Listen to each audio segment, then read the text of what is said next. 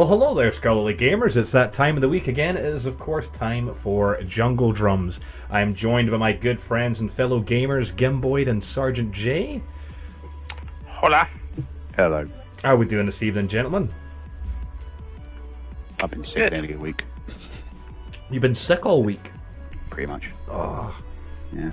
That's horrible. But I'll deal with it. Keep going. Oh, well. You get nothing else for it, bud. What about yourself, Jay? Busy working? Yeah, again, I'm good, but I'm pretty tired at the moment. But you know, weekend's coming up. Not that I've been wishing for that since Monday, but you know, be good. Good to have some more sleep again. Indeed. Yeah, that reminds me, we'll have to discuss later about Christmas thingies and stuff. So we shall.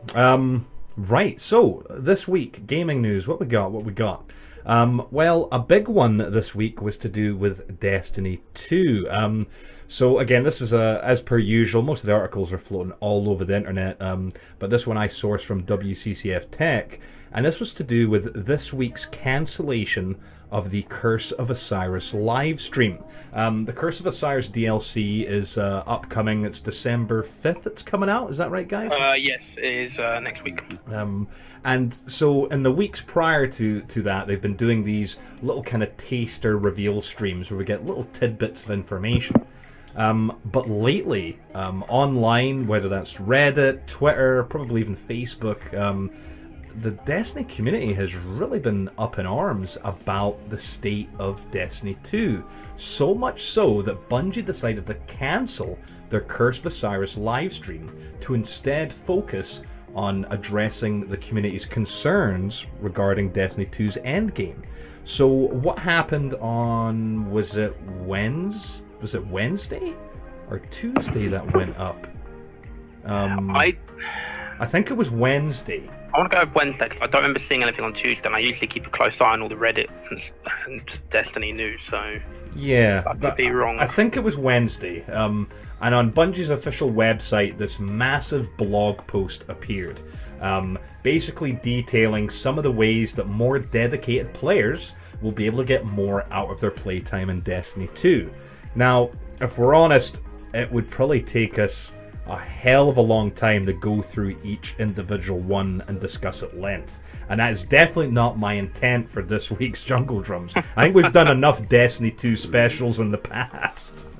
But that being said, I mean, Jay, you're not our eternal optimist when it comes to Destiny 2, but you know, you enjoy it, and he's our eternal apologist. Hang on 2 seconds, sorry. Eternal apologist. We'll see. He tells me to hold on. I was just about to ask him some stuff directly, and what does he do? He just brushes me off. Sorry. You know. Alright, anyway, I have no enthusiasm for it whatsoever.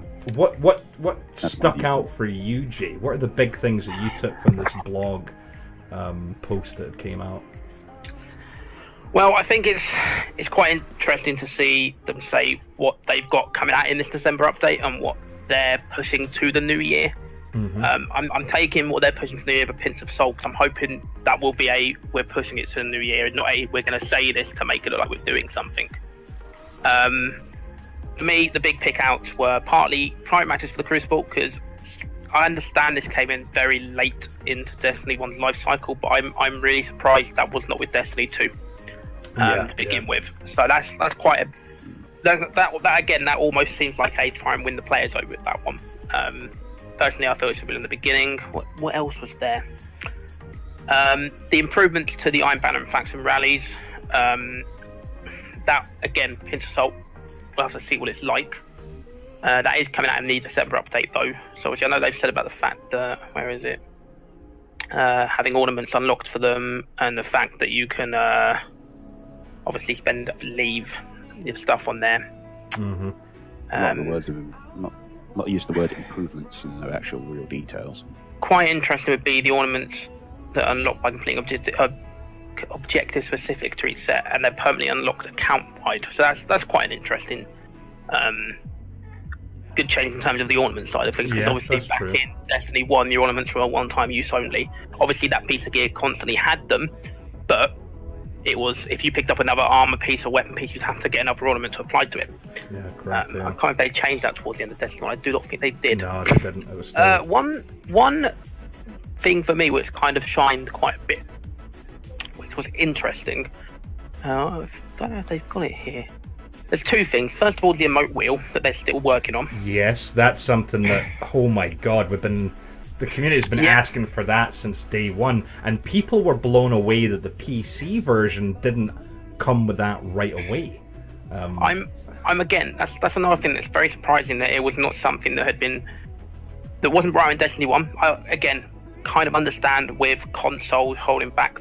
I still don't think that was necessarily an excuse, but the fact it wasn't brought out with AO Vader Triumph was interesting. The fact it wasn't shipped with Destiny 2, again, very interesting. Another big pull for me is, I'm pretty sure it's in here, I don't think I dreamt read it in this, was about them looking at wanting, well, them having moved to the top of their priority list, a ranked playlist for Crucible.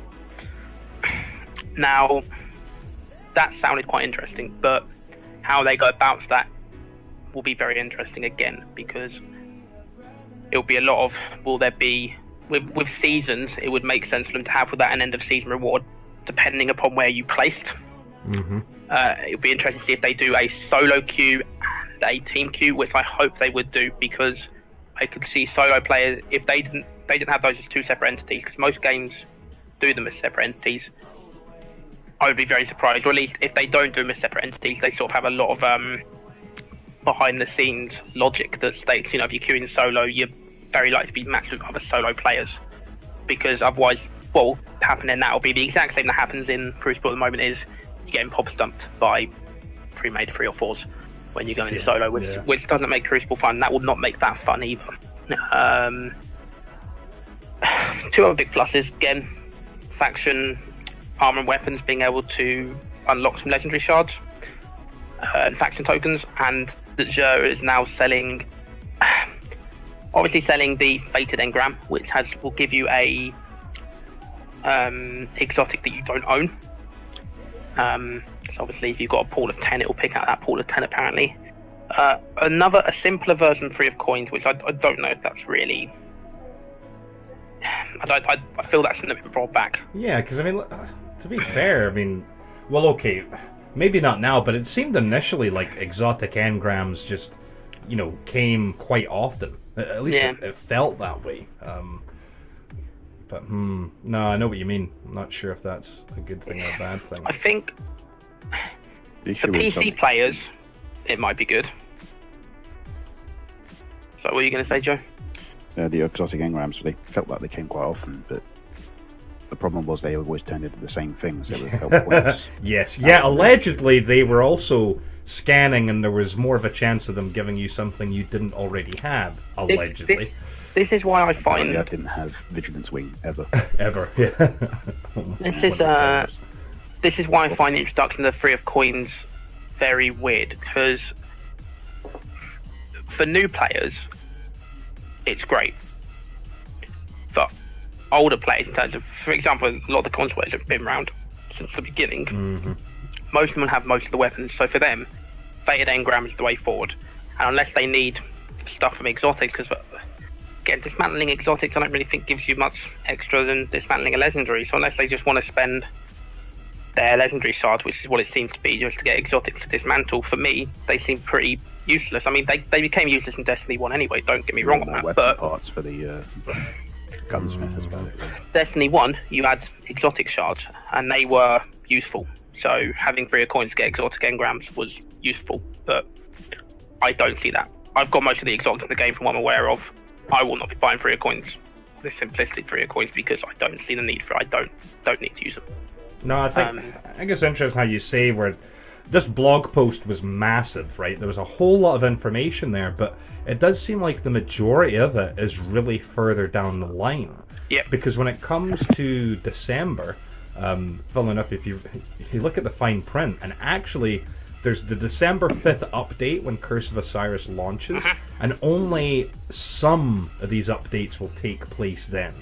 Whereas other ones are actually going to be in a patch that's going to be coming out the week after, on December 12th. And so for the month of December, the way that Bungie's kind of summed it up is that, look, both of those updates, the December 5th and the December 12th, are going to be focusing on deepening rewards for advanced players, providing more player control over obtaining rewards, making shards useful by adding things to use them for, and provide general quality fixes, which, you know, the blog post says all of this stuff, but as you say, yeah, that's maybe in January, maybe even later than that. The actual stuff we're getting in December, aside from, okay, the new content, we're going to get some new story stuff, and that'll be cool. You know, that'll be enough. The story will be enough for me to get back, and I'll want to play through that, and I'll want to check out some of the new features. But aside from that, all these other things they're talking about, they still look like they're quite a ways away, unfortunately. I mean, what do you think, Gim? I mean, is there... You know, we've kind of been taking a break from Destiny 2. I mean, we say taking a break. I mean, we're not playing it at the moment. We've done all the things we wanted to do. Is there? I mean, do you see yourself in a rush to nab this DLC and jump right back in? Looking at these first few updates, I might even just wait until the second of the December update hits before I even think about getting back on with. Because all these changes as a whole are a good start. Mm-hmm. But then they're splitting into two lots, because clearly the whole thing is basic damage control here. They realise they've messed up a lot of stuff, and they're trying to finally listen to what people have been saying, but they're definitely a month too late. I suppose, yeah. This also seems because they're doing it now. This feels like they were just focusing on Curse of Osiris and ignoring what people were saying about their game, and then they lift up their head after working on that and go, "Oh, everything's gone wrong around us." See, I can see where you're coming with that. The thing is, though, as bad as it is to sound, Trials of Osiris was probably a lot of the way finished by the time Destiny 2 came out, or at least a good chunk of the way through, I reckon. We don't precisely know exactly, though. We don't know how they... No, that is true. They would definitely have started work on it before release. Mm-hmm. This is the thing you need to take as well, isn't it? Is that finishing the wrap-up of what it was going to be. And this is why all the good changes, or all the quality of life changes people want, won't be coming straight away, because they're just picking up on them now, as we said, obviously, with these ones coming out in January. Mm-hmm. My big concern is I feel that they've, I don't want to say, well, betrayed the player base a bit with this, because they could well bring Destiny 2 back to the fore. You know, they could well bring it back up to Destiny 1 Age of Triumph levels. They could well rescue it. For me, it's a little too late.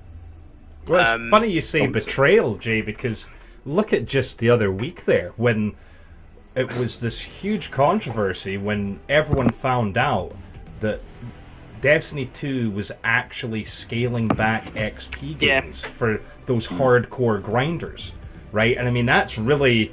People were already upset before that, but once knowledge, came of that, oh my god, it's like, well, wait a minute.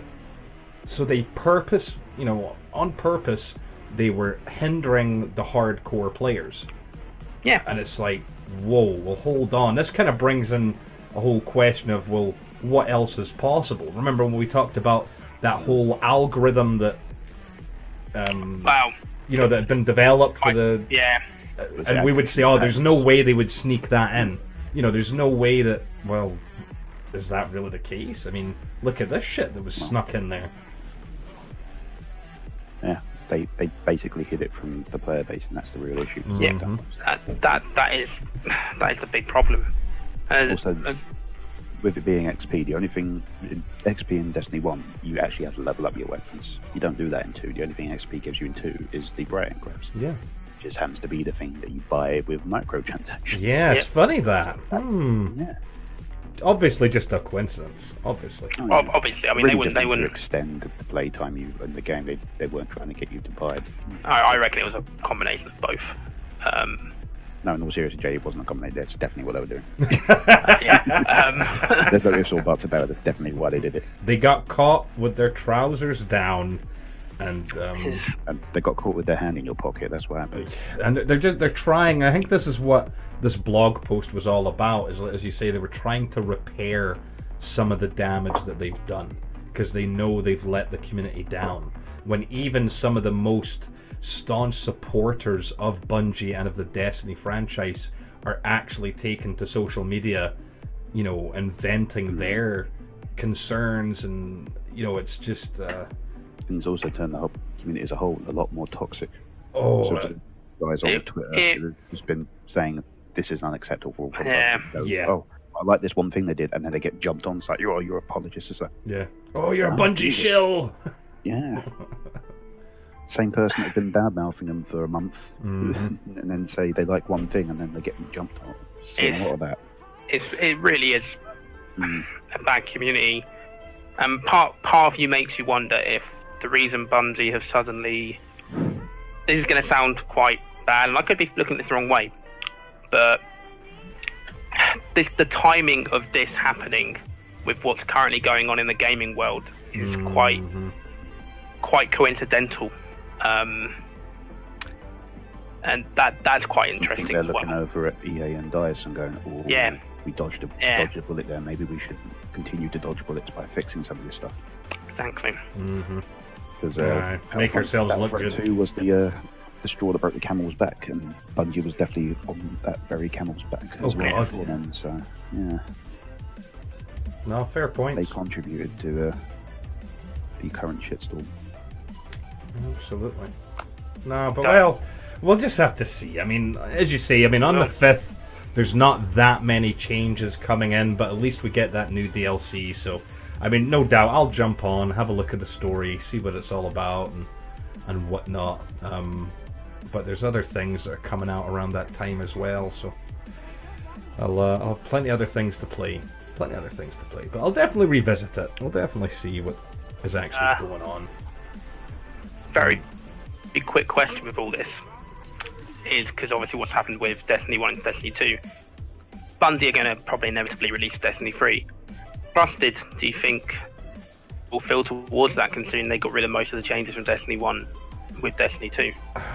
Briefly. I just don't know anymore. Because, you remember, we all had these conversations before where, you know, like on the being optimistic was like, oh no, Destiny 2, they're going to learn from all their mistakes, this, that, and this.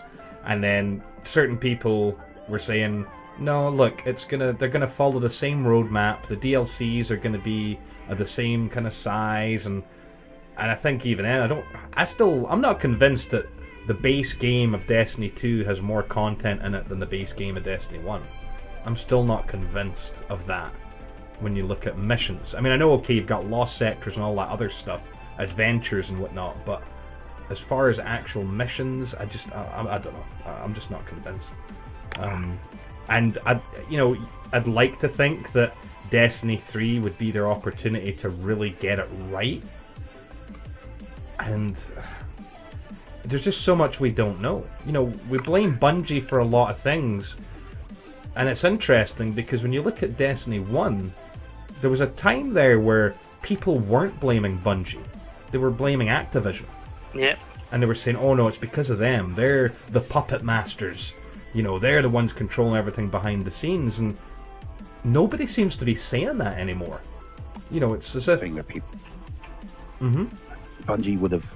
If it was really just down to Activision, Bungie would have probably spoken up a lot sooner about it. They're clearly allowing themselves to be puppeted here. They want the money just as much as Activision, and it's become obvious to people now. Yeah. That's why people's like songs have changed and like this sayings. Hashtag not my Bungie. Yeah. It is Bungie. It's not the Bungie that it used to be. Oh my. Yeah. Oh well. That's enough Destiny 2 for now. Yeah, we did. Well, it always happens though. Destiny 2 always gets us, and Destiny 1 gets us talking for quite a while.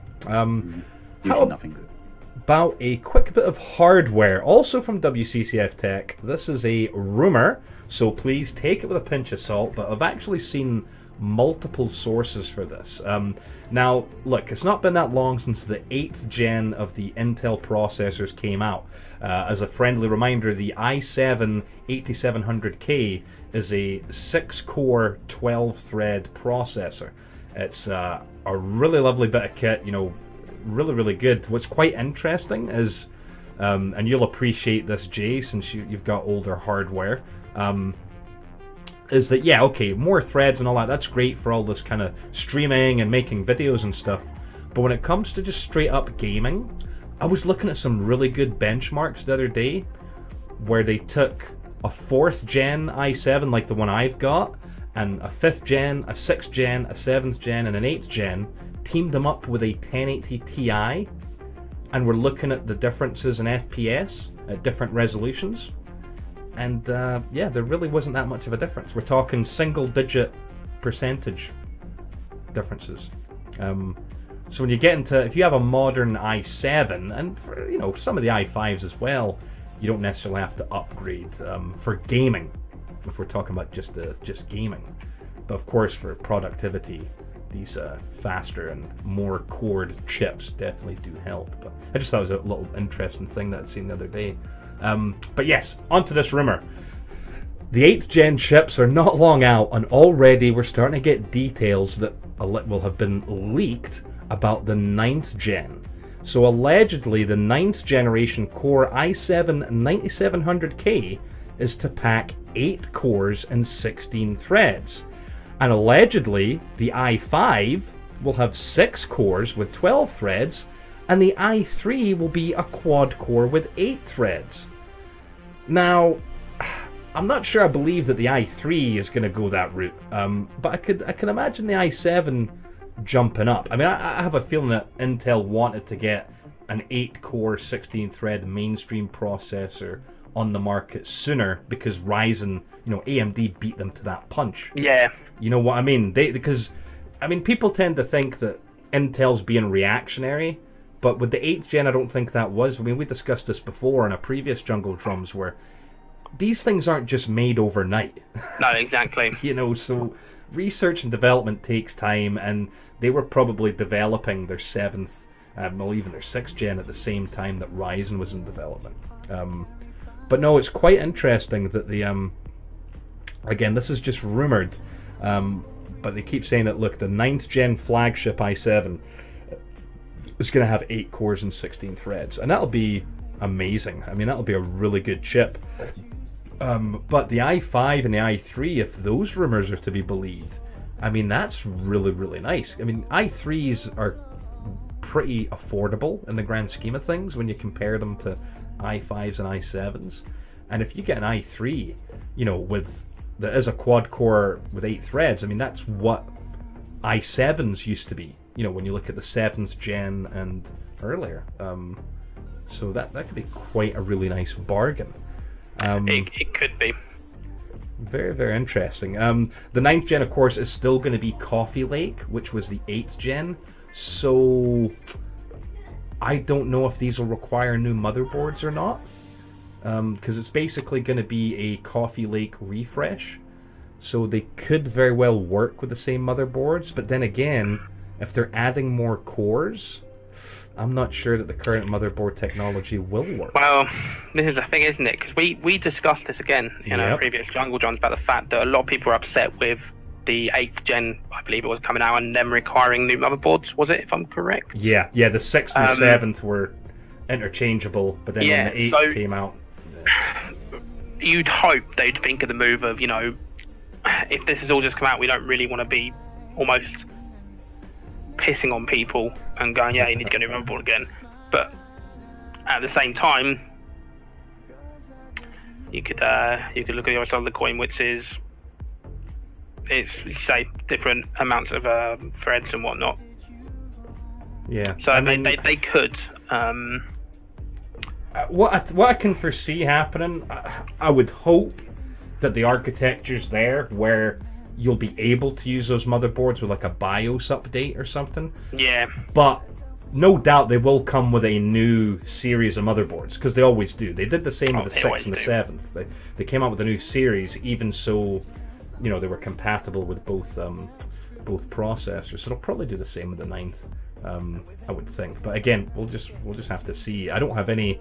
Again, this is just rumored leaks. As far as actual release dates and whatnot, it's so hard to say. I mean, the 8th gen literally just came out not that long ago, so I don't know. Spring next year, maybe, or summer. So. I don't know. It's going to be one of those things, isn't it, where it's, as always, wait and see, and we'll bring this up on another jungle down the line. Once the benchmarks are there, we'll start doing a comparison.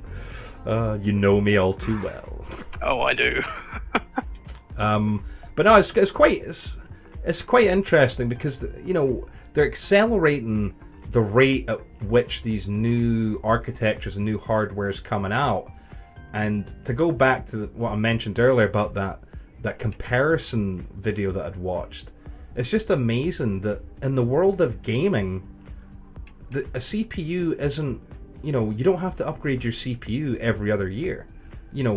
Like something like a 4th gen, which is, I want to say 5 years old, going on 6 years old, is still, up there when it comes into these benchmarks with an 8th gen. Again, just specifically talking about gaming, because there's a lot of games out there that are actually GPU bound. Your processor helps, but it really falls down to your video card. And so the guy that did that is about to do a 2nd gen i7 comparison as well. He didn't do that, and so he wants to see how that stacks up. Because again, this is. There's a reason that some of these boards have been discontinued, like the Z97 platform for the 4th gen Intels. It's really hard to find those motherboards nowadays because they're cheap, they perform awesomely. Again, there's not much difference between that and a brand new i7 when it comes to gaming. So why wouldn't you want to have that cheap option? Yeah.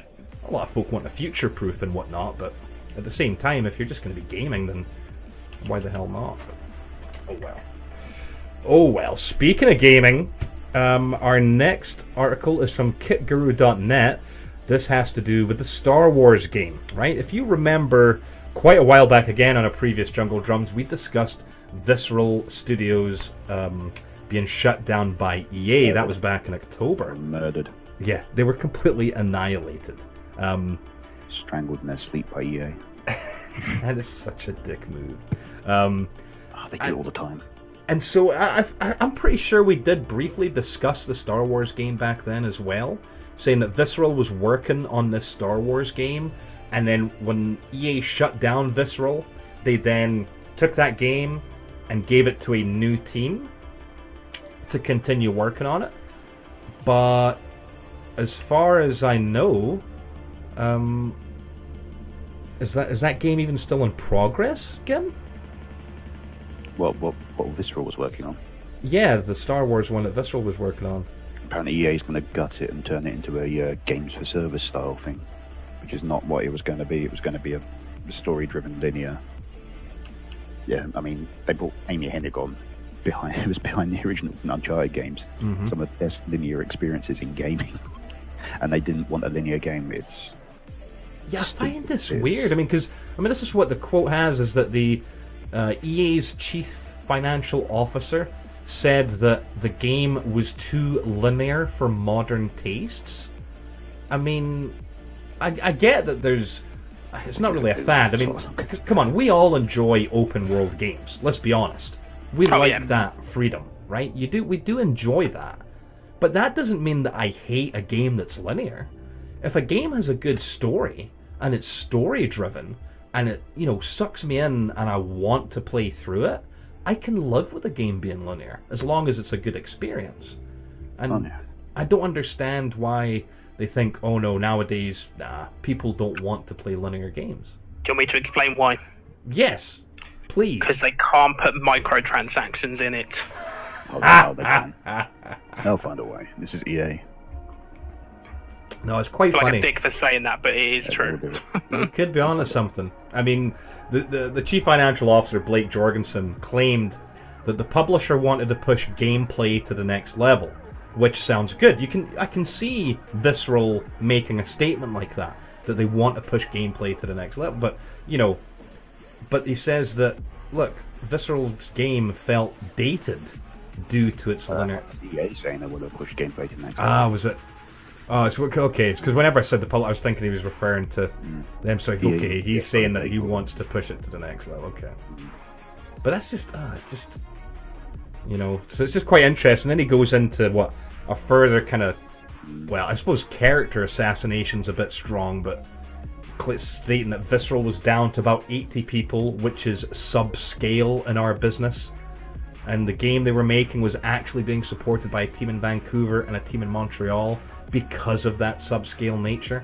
We were trying to build a game that really pushed gameplay to the next level, and as we kept reviewing the game, it continued to look like a style of gaming, a much more linear game, that people don't like as much today as they did 5 or even 10 years ago.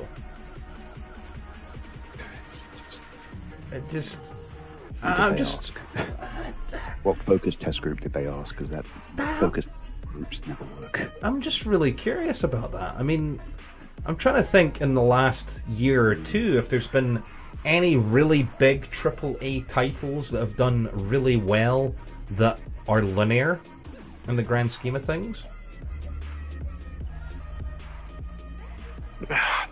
You know what I mean? Wasn't the first? Don't know really. More of a linear game. Yeah, the Wolfensteins are absolutely linear. I mean, you can choose how to, in a mission if you want to go a stealthy way or guns blazing, but it's still, you're always got the same destination. You might have choices here and there, but still linear. It's just interesting. I think it's kind of ties in with what Jay's saying about microtransactions. And, it appears that EA didn't want to create a linear game that players may only go through once and then move on. And this is, I think, the scary thing of the gaming business model of today, where people, years ago, a developer wanted to make a really good game that would make people buy it. They wanted people to buy their game, play it, and love it. Because then you tell all your friends, this game kicks ass, they go buy it, there you go, job done. But now in this world of DLCs and microtransactions, it's fair to say that is where they make their money now.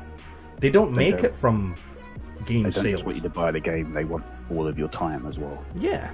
That way you go, well, we're going to add some more stuff to this game that you're constantly playing. You clearly like it, go and buy the stuff. And it's kind of like what, Gim, you always say this, that, it's the... You can't blame the studios, you gotta blame the whales. That the people buying all the stuff is what... And, I know that might sound like I'm simplifying the argument, and it's being very one-sided, but, there's a bit of both there. There's only a supply if there's a demand, right? You can offer all these DLCs, no one forces you to buy it, unless you're Bungie and then you start gating things behind DLCs where if you don't buy the DLC, the game's absolutely useless. But that's another issue. Yeah, people need to start realizing that the way you get to these companies is to actually listen to you is with your money. Yeah. If they don't get your money, they go, oh, why aren't we getting your money? And they'll start listening to you. If we take, again, another Star Wars game, again, from EA, Battlefront 2, EA's lost $3 billion in their share value. Yeah. So they are starting to listen now. I'm like, oh, what we got wrong? Please tell us. I don't mind... Might actually change it. I don't mind paying for content. Come on, we did that for years with WoW, with expansion packs and whatnot. I think it still comes back to the thing that irks me is that microtransactions were originally developed for free-to-play games where they made sense. Mm-hmm. That makes complete sense to me. Games like Warframe. Yeah. World of Tanks. Warframe's the only free-to-play game I was taking on my time in it. So trying to think of more is difficult. Yeah. No, I know what you mean. It's saying like with the mobile games and stuff. But this whole thing of paying like £100 for the gold edition of a game, so you've got all the DLCs and stuff, but then you're also paying for microtransactions on top of it. It's scary, but that's where we're at these And it was days. games like FIFA that sort of started it, and then while I love the game, I've got to say the game that really made it acceptable to have loot boxes and microtransactions like in the mainstream was probably Overwatch, to be fair. Yeah. Like, Blizzard's got to take some responsibility there. They made it acceptable. I think Realised that people realised other publishers would be even worse with it, and then realised that it's acceptable. Because I was going to say, was anyone ever really up in arms about the loot crates and Overwatch? A few people were, but they get shouted down when it comes to Blizzard because if any game Blasphemy. developers true fanboyism. I think there's a big difference though. Got Nintendo and Blizzard have the big sort of fanboy armies that go around protecting them. But Nintendo aren't going mad like with microtransactions like Blizzard are at the moment. Shane J. I think you need to look at the content though of those microtransactions. I'm not defending Blizzard here with them or anything, but Overwatch is looks based, isn't it? Yeah, It's well, it's all superior. superfluous. It doesn't make any It difference. doesn't change You just anything. look But cool. what Battlefront 2 was doing, if I'm correct, Oh yeah, that was different. did. Yeah, And this you're is right. I have no problems with games with microtransactions that if they're paid games that are cosmetic based, okay? Because at the end of the day, it's not going to affect my gameplay, and that's my choice there. You know, I'm not going to feel like me not buying them is going to cause me issues with my gameplay. You know, yeah, maybe look cooler, You see, but I think- it's not going to affect me playing. See, if you At said all. that a few months back, I would have agreed with you. But now it's because it's loot boxes, and I'm starting to see what it's. I'm also starting to feel that what it's doing is like, say, like the last event that came up with Overwatch. I really wanted a specific skin. I didn't get it, and it was really, really sucky. And I wanted to just buy. Really big part of me just wanted to spend money I didn't really have on boxes to get that skin. There was no way to buy it directly, and I'm starting to have an issue with That loot boxes I can being kind the of only option. understand. Well, we're going to see the same thing in Destiny 2, where now we know that these exotic emotes are season restricted. Yep. So, like you say, if you're missing spicy ramen and there's only a week left on the season, you know, someone could find themselves in a very similar position to what you just described there, Gim. Yeah. The thing with Overwatch, it takes so much to get the in-game currency to actually buy it, because that is an option, but it takes so many boxes of just junk to actually get enough. It's pointless. I can understand that, to be Loot fair. boxes would be fine if there was an option just to straight up buy the thing you want as well. It's like an option, like loot boxes are cheap way of getting it. Well, this is where Or you can Siege spend more. does it pretty well, in my opinion. Yeah. Siege is a bit better with it. That's a good system. Everything can be The bought. system's great in a minute because they're loot boxes are in-game currency only, but that's going to change, I believe. I still don't think, though, that they'll put any sort of loot box only stuff in there. I hope they don't, because if they don't, I'll accept that. I can understand that obviously Overwatch has this problem with the fact that, you know, if you really want a skin, say with Destiny, then you can't get it. That's Roll the dice. understandable. But when you compare it to things like Battlefront, though, where it is, you know, you've got to it's affecting your gameplay. That really is the kicker with it, because they say if you spend that money on the game, you don't want to be having to aid them have full experience afterwards, because that's essentially what you're missing out on stuff there. Obviously, I can understand it's annoying, but looking at it from just the standpoint of gameplay, you're not missing out. No, You're but if you're personally going to buy missing someone out, with a but cool you're skin, and you look at that and go, I really want that. Better roll dice on the boxes. It's still manipulative, is what I'm saying as well. Yeah. It is, but it's not to the It's not extent buying. It's not.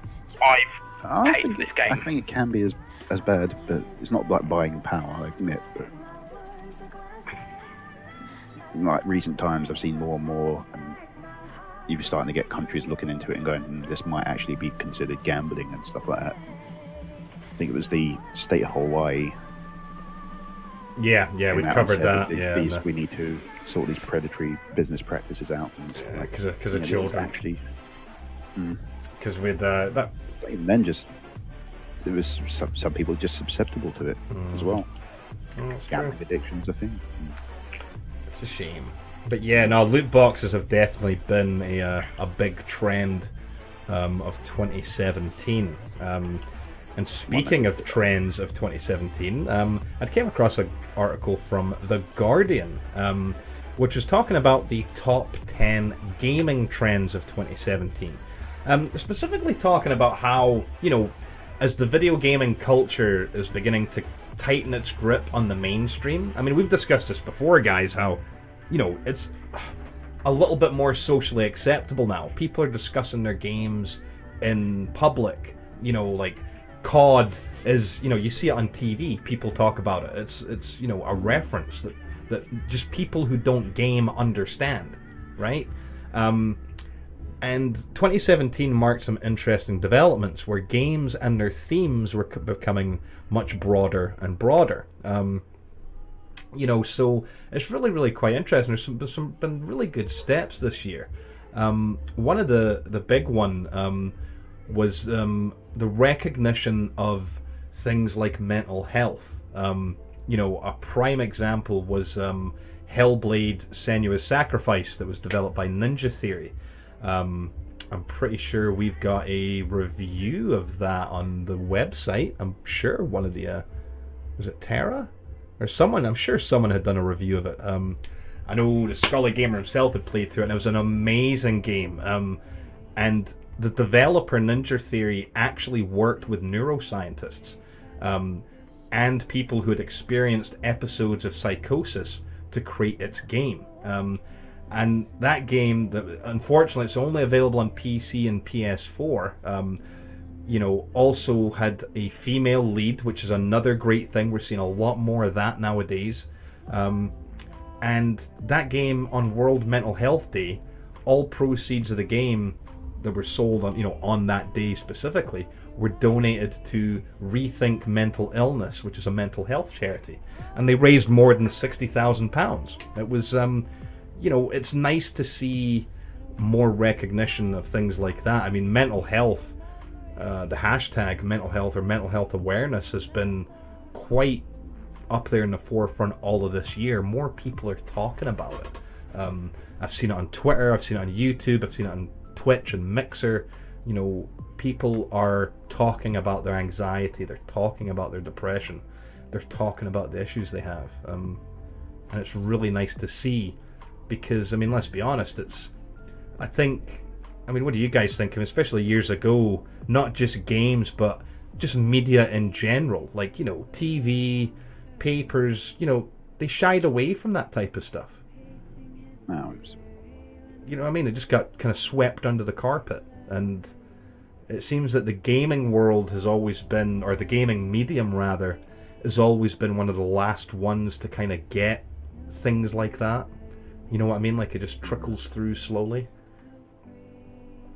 So it's just kind of nice to see gaming actually do something and bring it into the forefront. Another one this year was a game that's on all three consoles, but I've never played it. Is What Remains of Edith Finch, and this is a game that really is all about death, right? You basically explore bedrooms of your ancestors, and you experience each of their stories in the form of a minigame. Each one has its own distinct look and feel, and allegedly the entire experience is really quite special. It's really quite amazing and awesome. Because death is another issue that, the amount of young people nowadays that are having anxiety attacks just because of the thought of mortality is huge. It's a big deal, and I think it could be a lot to do with, I think, most of the Western world we're becoming quite what's the proper word? Not as religious as we used to be. You know what I mean?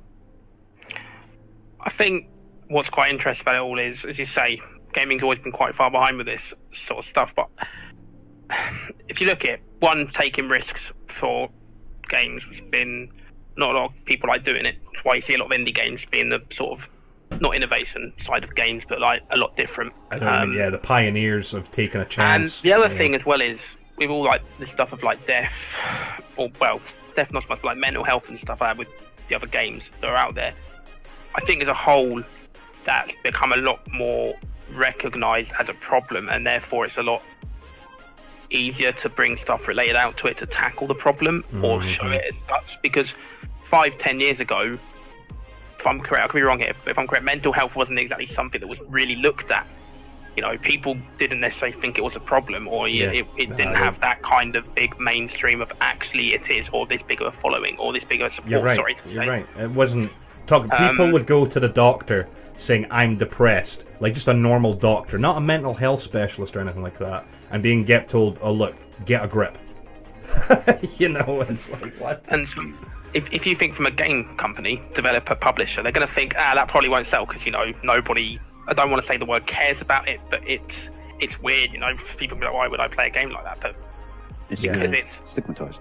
Yeah, because it's become much more aware, much more supported. It's also almost like it's got a second nature to it of supportiveness in terms of understanding what these issues are.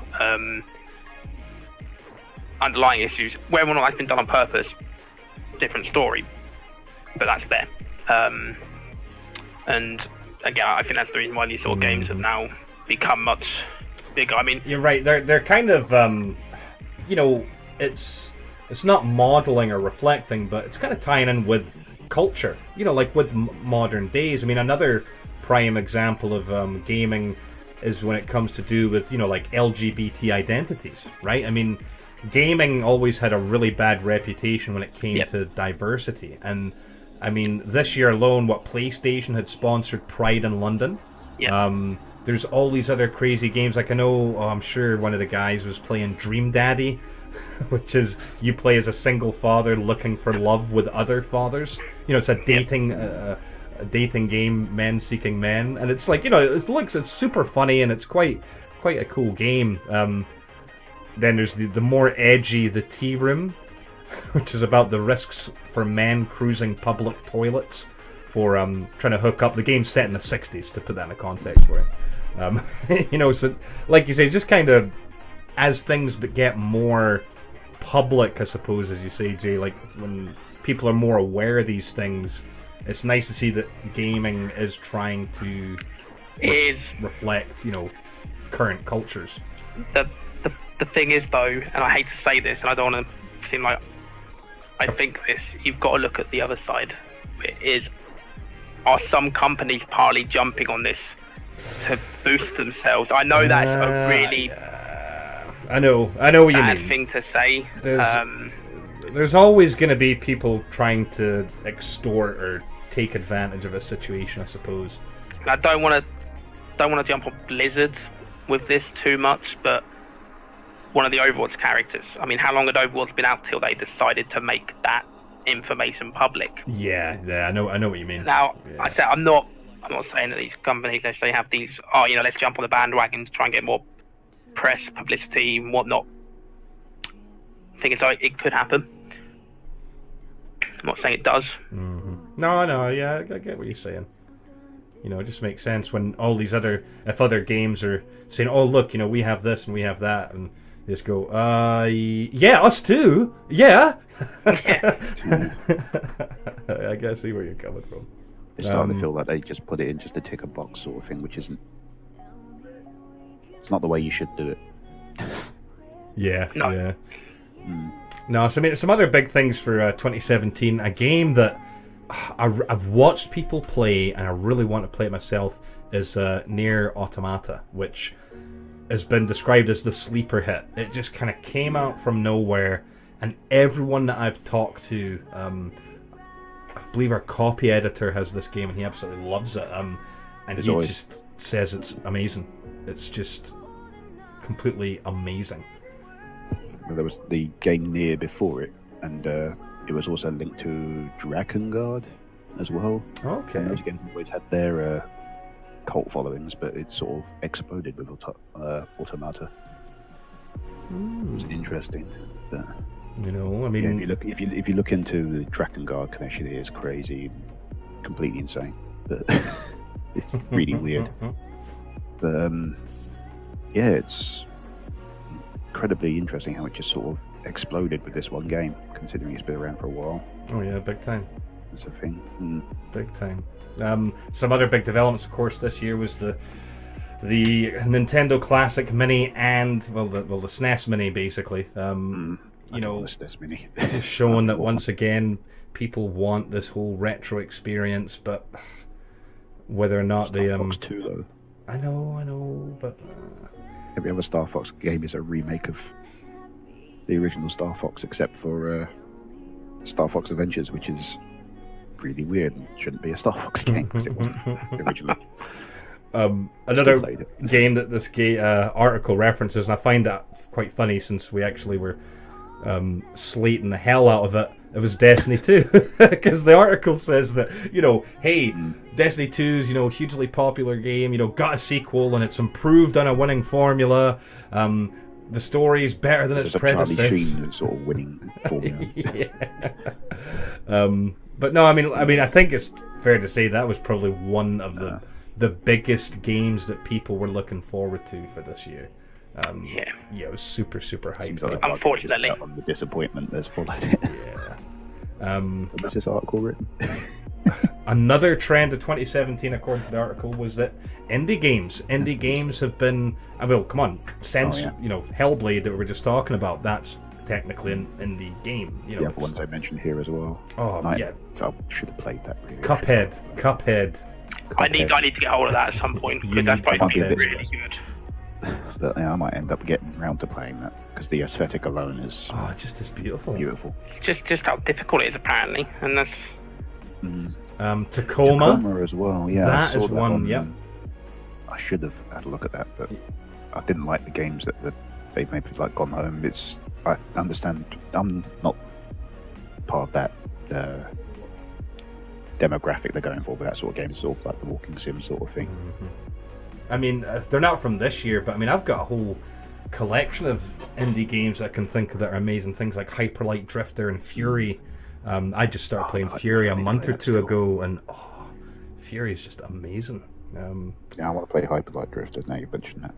It is good. Needing to get around to playing. It is good. Well, one of the biggest games of 2017 obviously has been PlayerUnknown's Battlegrounds, and it just keeps... People bitch and moan about it all the time, but it's still... So you know they love it. It's still kicking ass. And I mean, now with what, the Xbox One version, is it? It's hitting what game preview program they call it on Xbox. Yeah. Basically, when's that? Is that the 12th, or was it the 8th, or the 9th? Something like that, yeah. Something like they have that. been beaten by Fortnite to it, so Fortnite's doing very well. Another big one of 2017 was Horizon Zero Dawn. Again, Which recently got its expansion, I want to call it, rather than the DLC, because it's quite a lot they've added to it. The Frozen World. Its Game of the Year edition is either just out or just about to come out, I believe. Which will have all the DLCs. Not very long since the actual.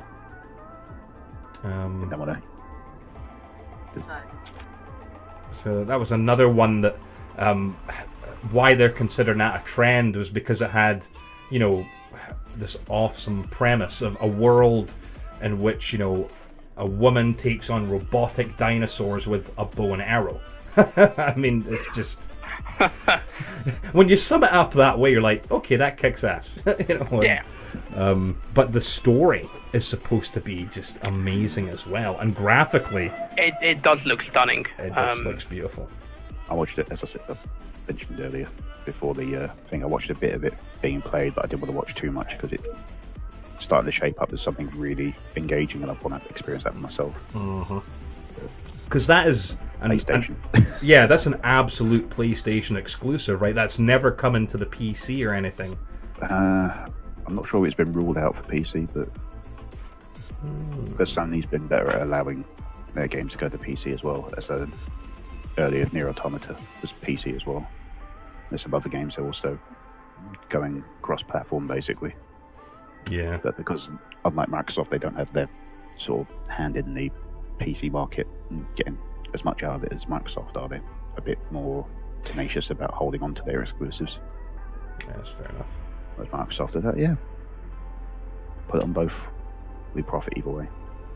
And speaking of amazing graphics, the last thing that this article referenced as far as a gaming trend of 2017 was the Xbox One X.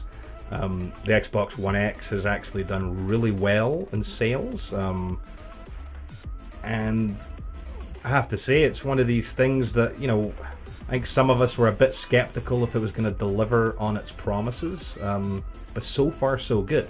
You know, especially even if you don't have a 4K TV, it's a noticeable performance improvement, graphical improvements as well, and I just can't wait until I can actually sometime next year check it out with a 4K TV to team up with it. Yeah. Neither exactly I can. It's just, again, I was looking again, Jay, and it just not right now. The good TVs that would work, just they're too expensive. Yes, you could get cheaper ones, but they're just no good. And then it's the same with you in the monitor department. Yes, you could buy a 4K monitor right now, but without HDR, you're just, I would say you're not, it's not that you're wasting money, but keep in mind, you're basically, 4K obviously does look better, but 1080p super sampling versus 4K, visually you won't see too much of a difference. Yeah. But once you have that HDR in, that is where you really, you know, you'll see a huge difference. So it's just not worth you buying a monitor yet. It's a pain in the arse having to wait though, isn't it? Yes, it is. But good things come to those who wait.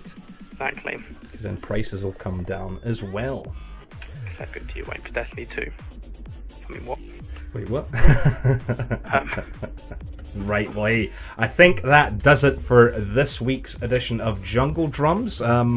We will have another one coming your way next week, but the week after there will not be a Jungle Drums, because I'll be, let me check my calendar, is that right? This week? Not next. That's correct, yeah. Not next week, but the week after, because I'll be away on holiday. I had thought of doing Jungle Drums still, like remotely, but the problem is I wouldn't be able to upload it to YouTube or anything like that, so...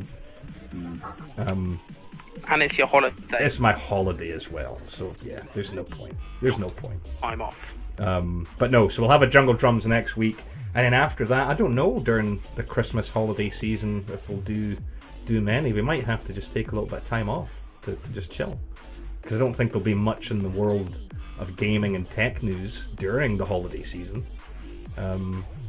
But we'll see. Maybe we might be able to come up with something, actually. Do like a little... our Christmas lists or something. If you could ask for anything for Christmas, what would it be? That could be fun. We'll talk about it. We'll figure something out. In the meantime, look, hey, there's plenty of other stuff here in Scholarly Gamers. You know, we try to do as many articles as we can. Things have been a little bit slow the last couple of weeks. Hey, please pardon our dust. We're just trying to take care of some things on the back end. But with that being said, we've had some good reviews. We had a review of the Utomic game service. It's not a streaming service. Don't mistake it for that. You should check that out. Of course, we had an episode of Streaming Fundamentals drop. That's another series. That's going to be a little while till that one resumes back. And then, of course, you can check out all the other series like Armchair Gaming and all our other reviews and whatnot. But in the meantime, hope you have a good weekend. We'll catch you again next week. Jay and Gimboyd, as always, thank you so much for participating in the old Jungle Drums. Always a pleasure. And we shall catch you all next week. Take it easy. Bye. Bye.